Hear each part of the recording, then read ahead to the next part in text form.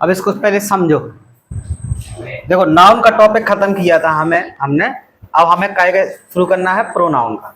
तो प्रोनाउन में सबसे पहले समझो प्रोनाउन होता क्या है। ठीक है, प्रोनाउन जो होता है वो नाउन के रूप में लिखा जाता है, मतलब नाउन के लिए जो शब्द नाउन की जगह प्रयुक्त हो। ठीक है, जैसे हमें नाउन की जगह कोई वर्ड लगाना है तो उसके लिए हमें क्या का प्रयोग करना पड़ेगा, प्रोनाउन का। ठीक है, मतलब कैसा होता है कि जनरली कैसा होगा, प्रोनाउन स्टैंड फॉर प्रोधन नाउन। ठीक है, ये किसको रेफर करेगा, नाउन को रेफर करता है। ठीक है, एंड इंडिविजुअल, इंडिविजुअल का मतलब होता है अलग तरह से इसको बताएगा। ठीक है, तो आप सीधा सीधा क्या बता सकते हैं, प्रोनाउन किसे कहते हैं, तो आप सीधा बताएंगे कि जो शब्द नाउन की जगह प्रयुक्त होता है उसे प्रोनाउन कहते हैं। ठीक है, इसे इसके अब पूछा जाएगा कि काइंड्स ऑफ प्रोनाउन, ना प्रोनाउन के प्रकार कितने होते हैं, टाइप कितने होते हैं। तो आप ये नहीं बताएंगे कि 10 होते हैं, इसे आप बोलेंगे निम्न प्रकार के होते हैं। 10 भी होते हैं, 11 भी होते हैं, कोई 9 बताता है। ठीक है, आपको कितने बताना, निम्न प्रकार से वर्गीकृत किया गया है, फिक्स नहीं बताना है कि 10 ही होते हैं। ठीक है, अब इसके लिए आपको जैसे सबसे पहला होता है पर्सनल प्रोनाउन, क्या याद रखना है, पर्सनल प्रोनाउन।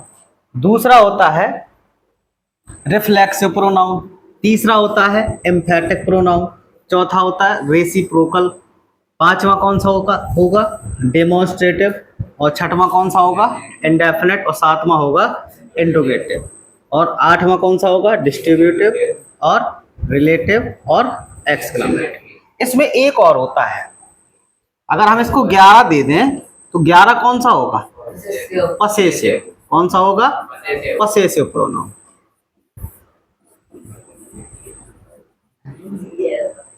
क्या होगा, पसेसिव। ठीक है, अब अगर आप इसे शॉर्ट में याद रखना चाहते हैं तो शॉर्ट में आप एक शब्द याद रखें, प्राइड। क्या याद रखना है, प्राइड। ठीक है, इस शॉर्ट ट्रैक में याद करने का। प्राइड कैसे याद रखेंगे, अब आपको याद रखना है इसका कोड, पी के सामने आपको 2 लिख देना है। क्या लिख देंगे, 2। ठीक है, फिर आपको आर के सामने लिख देना है 3। क्या लिख देना है, 3। फिर इसके बाद आई वाले देखो, आई के कितने हैं, आई के 2, फिर आप 2 लिख देंगे। अब देखो डी के कितने हैं, एक ये है डी का और एक ये है, 2 इसके लिख देंगे। ई वाले देखो कितने हैं, एक ये है ई का और एक ये, कितने हो गए, कितने हो गए, 2 हो गए। अब इनका टोटल करो कितना हुआ, 6, 2, 8, 10, 11 हो गए 11।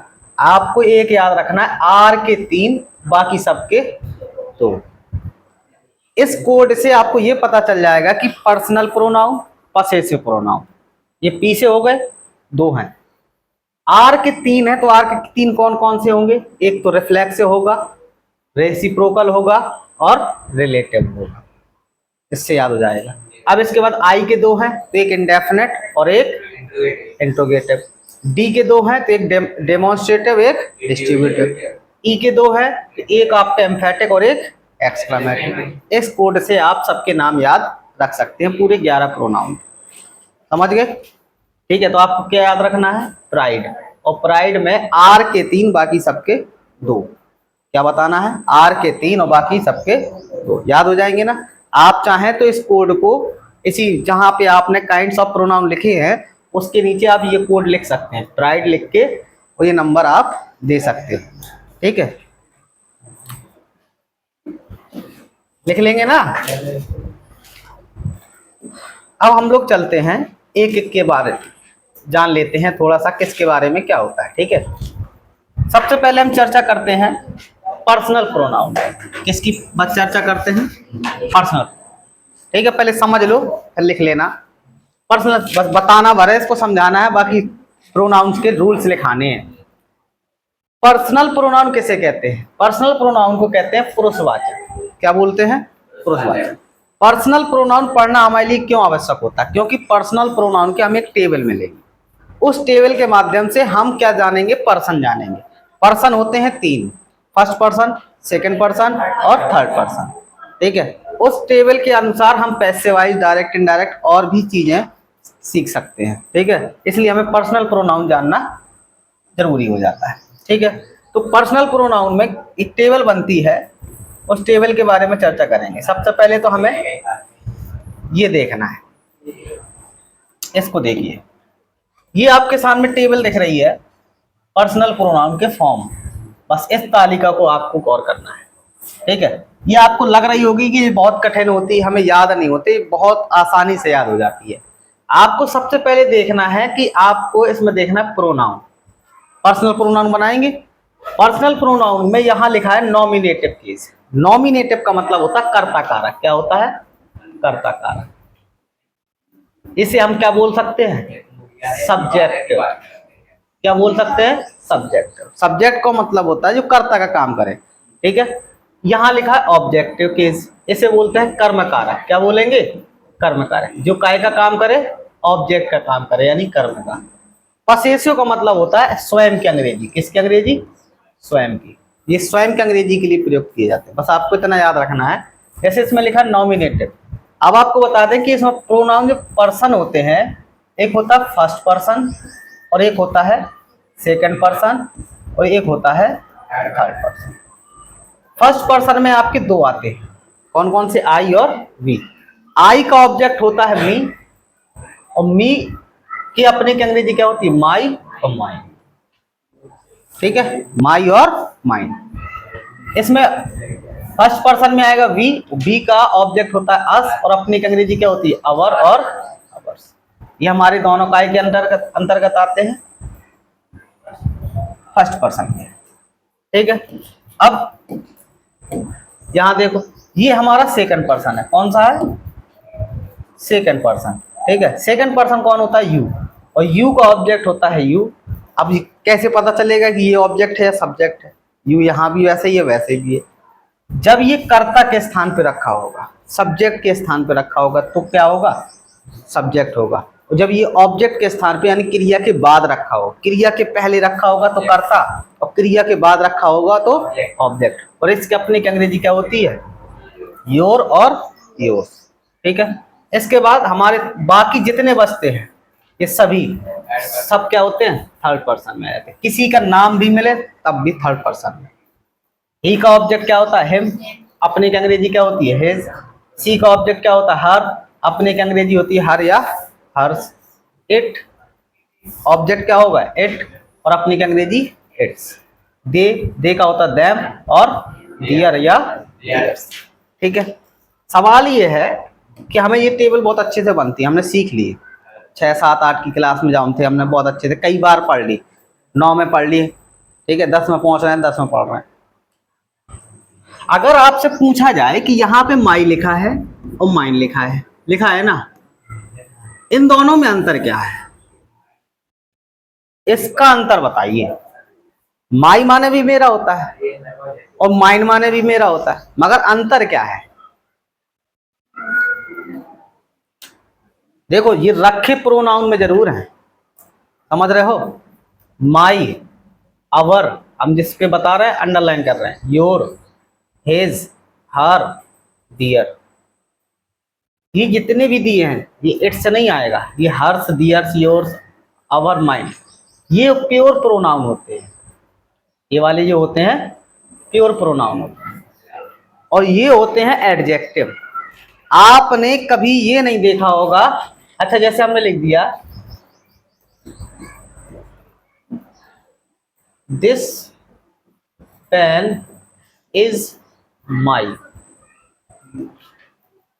या फिर इस तरह का वाक्य लिखा दिस पेन इज माइन।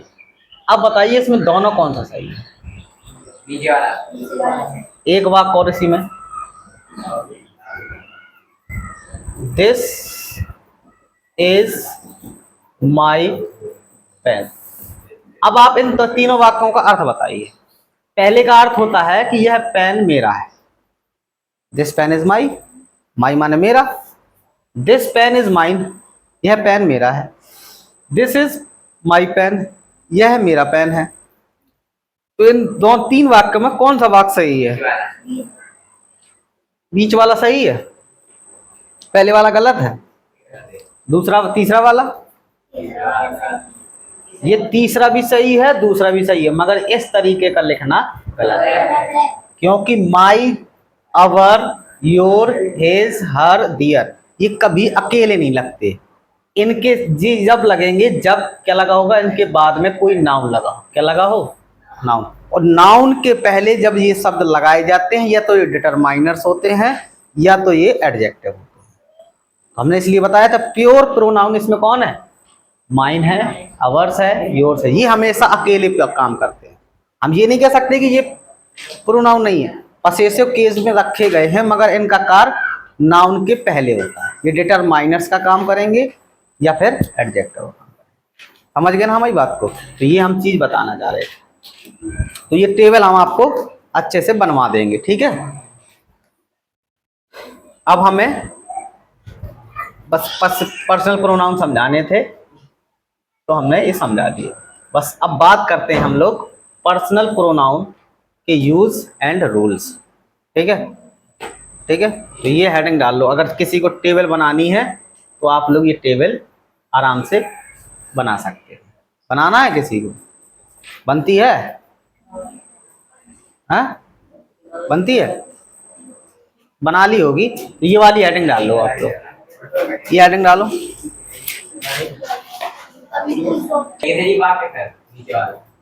अब देखिए, इसमें पर्सनल प्रोनाउन में दो नियम होते हैं। एक होता है, ये कितना लिखा है और ये कितना लिखा है, हमने कुछ इसमें बदलाव किया क्या? 231 लिखा और इसमें 1 2। अब सुनिए, 2 का मतलब है सेकंड पर्सन। कौन सा पर्सन है? सेकंड पर्सन, ठीक है। 3 का मतलब है थर्ड पर्सन और 1 का मतलब है फर्स्ट पर्सन। समझना, बहुत अच्छे से समझना इस बात को, ठीक। तो इसमें भी 1 का मतलब कितना होगा और 2 का मतलब और 3 का मतलब। इतनी बात समझ में आ गई? हम पर्सन की बात कर रहे हैं। फर्स्ट में कितने आते हैं? 2। सेकंड में कितने आते हैं? 1। और थर्ड में कितने आते हैं? सभी, जो बचता है सब आ जाता है, ठीक है। अब सुनिए, यदि तीनों करता या 2 करता है, इनमें से 2 करता हो या आपस में अगर ये एक वचनकर्ता के साथ जुड़ते हैं, कैसे? एक वचनकर्ताओं के साथ जुड़ते हैं, तो हम 231 के नियम का पालन करेंगे। समझ रहे हैं? और अगर बहुवचनकर्ता के साथ जुड़ते हैं तो हम 123 के नियम का पालन करेंगे। कैसे? जैसे अभी हमने एग्जाम्पल लिखा, ही, आई एंड यू। अब यहाँ पे हमारा कुछ भी लिखा है, समझना बहुत अच्छे, वो ये चेक करेगा आपसे। ये नहीं पूछेगा इसमें कर्ता गलत है कि क्रिया गलत है, वो आपसे ये पूछेगा। अब आप कैसे चेक करेंगे कि इसका क्रम सही है कि नहीं? क्योंकि बात किस पे है? यू पे है। यू को कैसे डिसाइड करेंगे कि एक वचन का बहुवचन का? तो आप देखेंगे ही कैसा काम करता है? एक वचन का। और जब एक वचन की संगत पे है तो कैसा कहलाएगा? ये एक वचन। और एक वचन के लिए हमें कौन सा नियम लगाना है?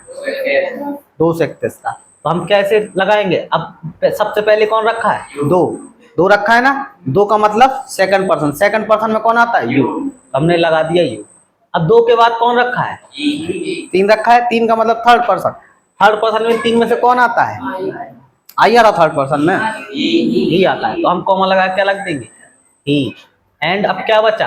अब देखो, फर्स्ट रखा है, फर्स्ट में कौन आता है? आई। तो हमने क्या रख दिया? आई। अब हमारा ये तरीका गलत था, ये तरीका हमारा परीक्षा में इस तरह का वाक्य देगा, कहेगा बताओ इस वाक्य में गलती क्या है, तो आपको इस क्रम में दे देगा, इस क्रम में पूछेगा, तो ये सही माना जाएगा। अब बहुवचन का देख लो। जैसे अगर मान लो दिया है दे, वी एंड यू। अब बताओ इस वाक्य में गलती क्या है? पहले तो ये बताओ 123 का नियम लागू होगा या फिर 231 का? 123 का। क्यों होगा? क्योंकि देखो दे कौन सा है? बहुवचन है और वी भी बहुवचन है। जब बहुवचन होगा तो हमें कौन सा नियम लगाना है? 123। कितने का लगाना है? 123। अब 123 में पहले नंबर पे एक रखा है, एक में कौन आता है? फर्स्ट पर्सन में, अब इसमें आई तो है नहीं, वी फर्स्ट पर्सन में तो हमने क्या रख दिया? वी, कॉमा, फिर क्या रखा है? यू।